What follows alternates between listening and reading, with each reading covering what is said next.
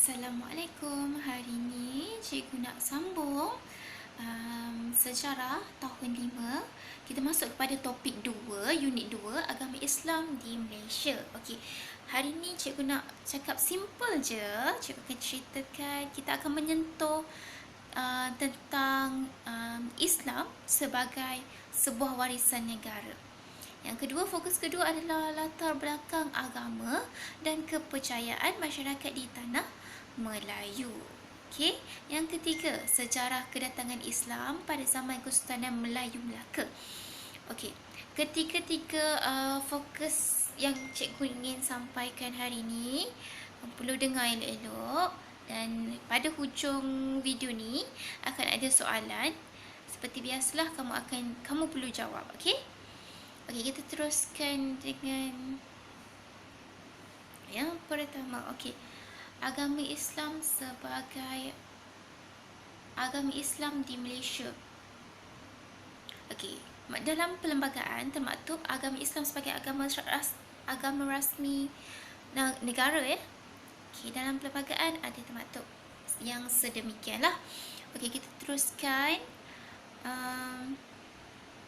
agama Islam. Selalunya agama Islam ni dah datang ke tanah Melayu, dipercayai telah datang ke tanah Melayu sejak abad ke-10. First penemuan pertama adalah berdasarkan penemuan daripada batu bersurat di Terengganu. Okey? Batu bersurat tersebut dah lama batu bersurat tersebut, bila kita jumpa batu bersurat tersebut, kita dapat tahu bahawa Islam tu telah mula memasuki tanah Melayu pada tarikh 1303 Masihi lagi. Sejak 1303 Masihi lagi. So, kenapa kita katakan agama Islam tu telah masuk? Kerana di atas batu bersurat tersebut ada tulisan Jawi. Tulisan Jawi itulah. So, kita ahli pengkaji mereka mengatakan bahawa agama Islam telah masuk sejak awal lagi. So, sebab itulah pada waktu tersebut ramai Kesultanan Melayu yang beragama Islam. Ramai yang pada waktu tu mula menganut agama Islam. Okey, bercakap pasal agama, kamu tahu tak apa itu sebenarnya agama? Okey, apa itu sebenarnya agama? Bila kita lihat, bila kita dengar selalu orang sebut agama, tapi adakah kamu mengerti bahawa adakah kamu mengerti apa itu maksud agama yang sebenarnya? Adakah agama sekadar di atas kertas ataupun di atas IC? Okey, kita perlu faham apa itu maksud agama sebenarnya supaya kita lebih menghargainya. Okey? Jadi kat sini cikgu nak terang apa itu maksud agama, apa itu yang dikatakan agama. Okey, agama adalah hubungan antara manusia dengan sesuatu kekuasaan luar biasa yang dianggap dapat memberikan perlindungan. Okey, kalau di Malaysia, pelbagai agama dianuti oleh masyarakat di Malaysia. Tetapi agama majoriti adalah agama Islam. Dia ada kaitan antara kekuasaan dengan diri kita. Maknanya kita meletakkan seluruh perlindungan kepada sesuatu kuasa luar tu. Okey, kuasa luar tu adalah contohnya macam agama Islam, kita meletakkan kebergantungan kita kepada Allah. Okey, begitu juga dengan agama-agama lain, dia meletakkan pergantungan itu kepada sesuatu kuasa luar. Okey, yang dirasakan sesuatu superhero, supernatural. Okey. So itu adalah agama. Ada perkaitan antara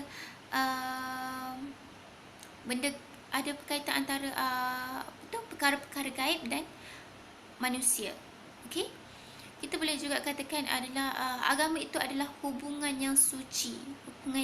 Kenapa dikatakan hubungan yang suci? Kerana agama itu mengajarkan perkara-perkara yang baik, mengajarkan perkara-perkara yang perlu diikuti, perlu dilaksanakan. laksanakan. Okey, agama tidak mengarahkan seseorang itu untuk menjadi jahat. Okey, itu yang dikatakan hubungan yang suci. Maknanya kekuasaan suatu supernatural itu, kekuasaan luar itu memberikan kebaikan. Dia tidak memberikan kemudaratan. Okey. Selain itu juga sistem keyakinan yang dianuti dan diamalkan. Okey, agama itu perlu dianuti dan diamalkan.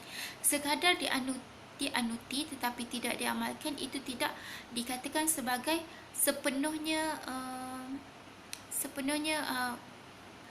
itu tidak boleh dikatakan sebagai kita melaksanakan agama itu. Kita tidak berpegang pada agama itu secara totalnya.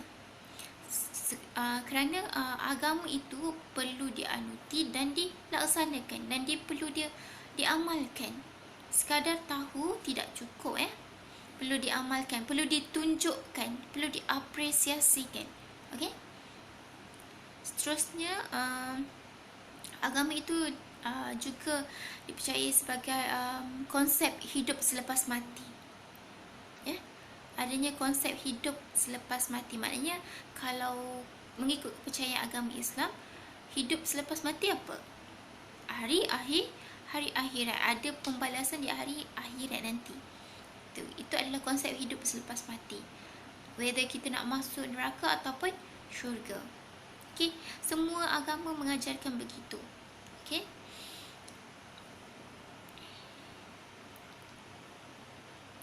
Okey, masyarakat agama yang berasingan mempunyai hubungan yang umumnya toleran antara satu sama lain. Okey. Setiap agama yang dianuti oleh masyarakat itu, macam yang cikgu cakap tadi, mengajarkan sesuatu yang baik, tidak memudaratkan mereka. Jadi setiap agama utama di Malaysia, kerajaan memberikan cuti umum kepada mereka, pada penganut-penganut mereka untuk menyambut perayaan. Okey. So tak ada diskriminasi di situ. Tak adalah kita katakan agama Islam kamu perlu menganuti agama Islam. Tak. Okey. Di Malaysia kita tidak menghadkan, kita tidak menyekat. Kita tidak menyekat masyarakat yang bukan Islam untuk menganuti apa-apa agama sekalipun. Okey? Kalau contohnya kalau dia seorang Indian, should be dia whether dia boleh masuk Buddha ataupun Kristian ataupun animisme, terpulang kepada dia. Tak ada sekatan untuk kamu perlu mengambil agama apa, tidak. Okey, melainkan adalah orang Islam. Orang Islam adalah wajib untuk menganuti agama Islam. Okey, melihat kepada agama dan perayaan tak boleh dipisahkan. Terutamanya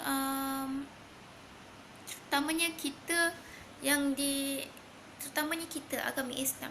Agama Islam sendiri mempunyai pelbagai perayaan yang disambut. Okey, contohnya macam perayaan Hari Raya Aidilfitri, kita menyambutnya dengan mengadakan rumah terbuka. Okey, bila kita ada rumah terbuka, menjemput tetamu datang, okey, itu boleh mengeratkan lagi silaturahim antara sesama agama ataupun berbeza agama, kerana kita menyambut kesemua perayaan bersama-sama. Okey, justru itu dia dapat memupuk sesuatu perasaan yang saling menghormati, saling menghargai antara satu sama lain. Okey, selain itu juga bila kita cakap pasal kepelbagaian agama ni, okey, kepelbagaian agama di Malaysia sahaja, saya boleh katakan di Malaysia sahaja yang yang rakyatnya hidup dengan pelbagai agama. Okay? Yang rakyatnya hidup dengan pelbagai agama, terpulang kepada mereka untuk menganuti agama apa. Kita sebagai rakyat Malaysia sangat beruntung kerana tiada berlakunya pergaduhan antara yang melibatkan agama. Okay, yang melibatkan agama. Semua berjalan dengan lancar walaupun kita pelbagai agama yang berada di Malaysia. Okay, cikgu bagi contoh di luar negara. Okay, pergaduhan antara rakyat yang berkulit putih dan yang berkulit hitam, itu sahaja telah menunjukkan ada kat situ ada ras yang berbeza dan dia menganggap seseorang itu lebih teruk daripada seseorang itu. Okey, kita tak boleh menganggap mereka sebagai sesuatu yang tidak baik kerana kita adalah sama. Agama bila kita ada agama mengajarkan begitu. Semua kita adalah sama. Tidak ada yang membezakan walaupun seseorang itu mempunyai darjat yang tinggi, duit yang banyak, tetapi kita masih di tampuk yang sama. Kita masih di landasan yang sama. Okey? Okey, ini cikgu katakan pelbagai agama di Malaysia.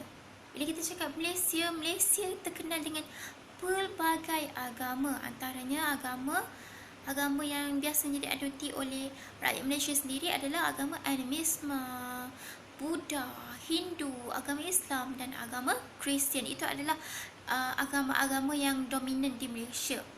Okey, kita lihat satu persatu. Agama animisme. Animisme adalah kepercayaan terawal masyarakat di Tanah Melayu. Dulu-dulu mereka mengamalkan kepercayaan animisme yang tiada Tuhan. Okey. Kemudian perubahan demi perubahan berlaku dan mereka mula mempunyai agama dan ada agama yang mereka anuti. Okey. Animisme ni percaya kepada roh nenek moyang, makhluk halus yang dan semangat mereka. Okey. Sebab mereka percaya bahawa alam semula jadi itu mempunyai satu roh. Okey. Jadi mereka ni bila mereka percaya dengan alam semula jadi itu, mereka mulalah menyembah batu, pokok, sungai. Kan sebab mereka apa? Sebab mereka percaya dengan semangat alam semula jadi itu. Environment. Okey. Antara perayaan yang mereka sambut adalah perayaan puja pantai. Okey, sebab mereka merasakan environment itu mempunyai semangat. Okey, jadi contoh yang cikgu bagi tadi, puja pantai. Mereka percaya bahawa pantai itu sendiri mempunyai semangat yang baik, yang bagus. Okey, jadi mereka puja. Okey, kita lihat seterusnya agama Buddha. Okey, agama Buddha ni dibawa ke Tanah Melayu oleh golongan pedagang pendakwah dan ulama. Mereka wajib percaya kepada rukun Islam dan rukun agama Buddha ni dibawa ke Tanah Melayu melalui aktiviti perdagangan, berpegang pada jalan 8 lapis mulia. Okey, agama Buddha adalah agama kedua terbesar di Malaysia. Majoriti penganutnya adalah etnik Cina, tapi ada juga antara mereka adalah orang India, orang yang foreigners yang duduk di sini. Okey. Antara perayaan yang mereka sambut adalah Hari Wesak. Okey. Okey, kita go through terus ke agama Islam. Agama Islam dibawa ke Tanah Melayu oleh golongan pedagang, pendakwah dan ulama pada waktu tu. Awal lagi mereka telah datang. So asalnya mereka datang untuk melakukan proses perdagangan, okey, pertukaran barang. Tetapi lama kelamaan mereka berjaya menyampaikan perkara yang baik, menyampaikan ilmu yang mereka ada. Okey. So orang yang beragama Islam wajib percaya kepada rukun Islam dan rukun iman. Okey, kita lihat kepada agama Kristian. Agama Kristian ni telah wujud di tanah Melayu setelah kedatangan penjajah Portugis. Mereka percaya bahawa Yesus sebagai anak Tuhan. Okey? Antara perayaan yang mereka sambut adalah Christmas, Easter, Good Friday. So, mereka percaya adanya konsep anak Tuhan tu. Okey? Okey, seterusnya. Okey, sampai situ saja cikgu bagi penerangan cikgu. Sekarang di sini macam yang cikgu janjikan pada awal tadi, di sini cikgu telah sediakan beberapa soalan uji minda. Kamu salin soalan tersebut dan jawab ya. Jawab dan hantar kepada saya. Okey? Itu saja. Bye.